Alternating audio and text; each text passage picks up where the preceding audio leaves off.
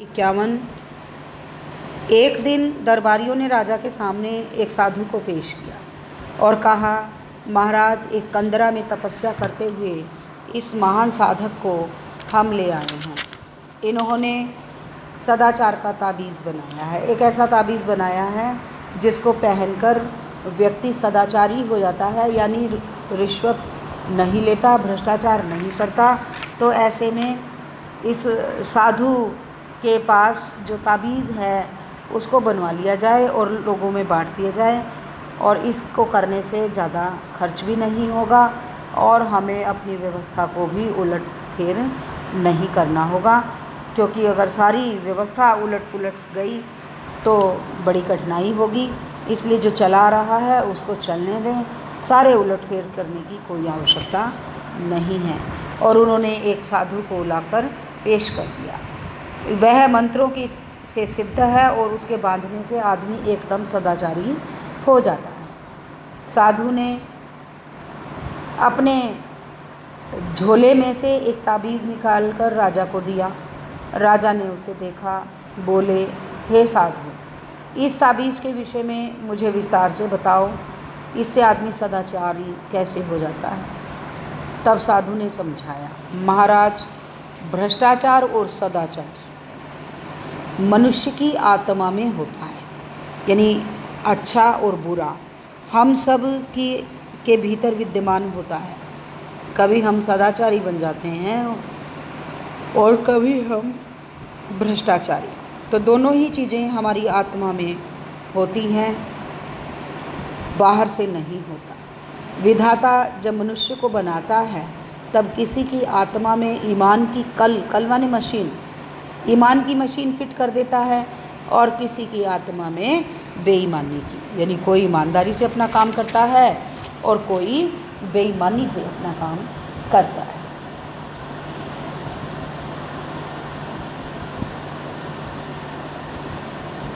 इस कल में से ईमान और बेईमानी के स्वर निकलते हैं, जिन्हें आत्मा की पुकार कहते हैं।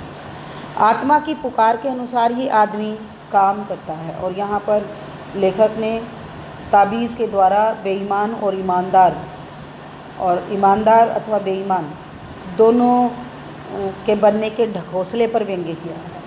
यानी कुछ लोग ईमानदार बनते हैं दिखावे के लिए, परंतु वास्तव में कहीं ना कहीं उनके भीतर भी बेईमानी छुपी हुई होती है। प्रश्न यह है कि जिनकी आत्मा से बेईमानी के स्वर निकलते हैं, उन्हें दबाकर ईमान के स्वर कैसे निकाले जाएं। मैं कई वर्षों से इसी के चिंतन में लगा हूँ। अभी मैंने यह सदाचार का ताबीज़ बनाया है। जिस आदमी की भुजा पर यह बंधा होगा वह सदाचारी हो जाएगा। मैंने कुत्ते पर भी इसका प्रयोग किया है।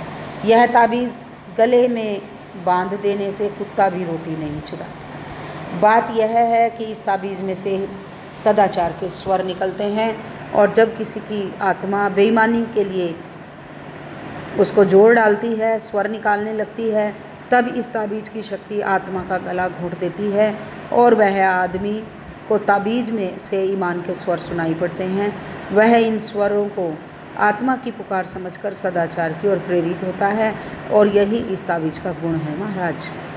और यहाँ पर उस साधु ने अपने ताबीज़ के सभी गुणों का व्याख्यान कर दिया राजा के समक्ष कि वह ताबीज़ किस तरह से बेईमानी के स्वर को दबा देता है और ईमानदारी के स्वर निकलने लगते हैं, जिससे व्यक्ति की आत्मा का जो स्वर है वो ईमान पर आधारित हो जाता है और वह व्यक्ति बेईमानी या भ्रष्टाचार नहीं कर पाता है। दरबार में हलचल मच गई। दरबारी उठ कर ताबीज़ को देखने लगे। राजा ने खुश होकर कहा, मुझे नहीं मालूम था कि मेरे राज्य में ऐसे चमत्कारी साधु भी हैं।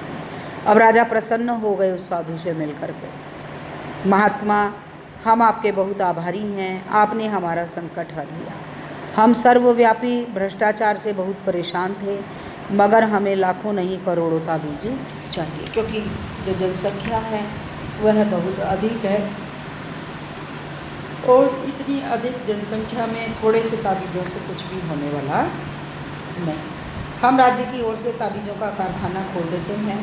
आप उसके जनरल मैनेजर बन जाइए और आपकी देख रेख में बढ़िया ताबीज़ बने। और ताबीज़ बनवाने का जो हुक्म था, ऑर्डर था, वह उस साधु को दे दिया गया।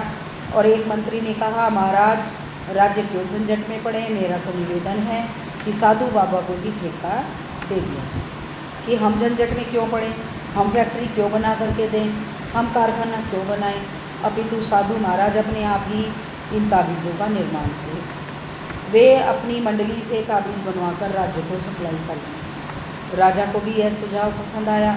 साधु को ताबीज़ बनाने का ठेका दे दिया गया। उसी समय उन्हें 5 करोड़ रुपए कारखाना खोलने के लिए देश की मिल गई। अखबारों में खबर छपी, सदाचार के ताबीज़ की खोज, ताबीज़ बनाने का कारखाना खुला, लाखों ताबीज़ बन गए। सरकार के हर सरकारी कर्मचारी की भुजा पर एक एक ताबीज़ बांध दिया गया। भ्रष्टाचार की समस्या का ऐसा सरल हल निकल आने से राजा और दरबारी सब खुश थे। एक दिन राजा की उत्सुकता जागी। क्यों जागी? कि उसने ताबीज़ बांट तो दिए जनता को, परंतु क्या जनता वास्तव में ईमानदार हो गई है? वह वेश बदलकर एक कार्यालय में। उस दिन 2 तारीख थी। एक दिन पहले ही तनख्वाह मिली थी एक कर्मचारी को। वह एक कर्मचारी के पास गए और कई काम बताकर उसे 5 रुपये का नोट देने की कोशिश की। भाग जाओ यहाँ से, घूस लेना पाप है, कर्मचारी बोला। राजा बहुत खुश हुआ। ताबीज़ ने कर्मचारी को ईमानदार बना दिया, ऐसा राजा को लगने लगा। कुछ दिन बाद वह फिर वेश बदलकर उसी कर्मचारी के पास गए। उस दिन 31 तारीख थी, यानी महीने का आखिरी दिन। राजा ने फिर उसे 5 का नोट दिखाया और उसने लेकर जेब में रख लिया। राजा ने उसका हाथ पकड़ लिया, बोले, मैं तुम्हारा राजा हूँ, क्या तुम आज सदाचार का ताबीज़ बांध कर नहीं आए? बांधा है सरकार, यह देखिए। उसने आस्तीन चढ़ाकर ताबीज़ दिखा दिया। राजा असमंजस में पड़ गए। फिर ऐसा कैसे हो गया? उन्होंने ताबीज़ पर कान लगाकर सुना। ताबीज़ में से स्वर निकल रहे थे, अरे आज 31 है, आज तो ले ले। और यही सबसे बड़ा व्यंग्य है कर्मचारियों पर, रिश्वतखोरों पर, जो हर कार्य के लिए रिश्वत लेते हैं।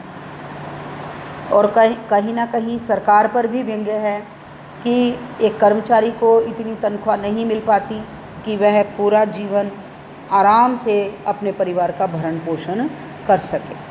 और यही कारण है कि महीने के आखिर तक आते आते उसकी सारी तनख्वाह, सारी सैलरी समाप्त हो चुकी होती है और ऐसे में उस व्यक्ति के पास घूस लेने के अलावा और कोई रास्ता नहीं बचता। तो लेखक ने 2 चीज़ों को बच्चों सामने रखा है। एक, हमारे जो नैतिक मानदंड हैं वो सब समाप्त हो चुके हैं, और दूसरा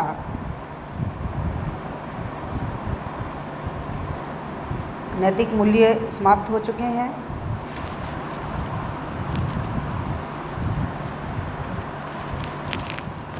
और दूसरा इस समस्या की ओर भी ध्यान इंगित किया है लेखक ने कि जब तक कर्मचारियों को इतना वेतन ना मिले कि वह अपने परिवार का भरण पोषण कर लें, तब तक भी इस भ्रष्टाचार को दूर नहीं किया जा सकता। तो यह व्यंग्य लेख है बच्चों जो हमने अभी पढ़ा, इसमें से आपको सप्रसंग व्याख्या आ सकती है। ठीक है, तो आप सभी इसको ध्यान से पढ़ें और इसको समझें।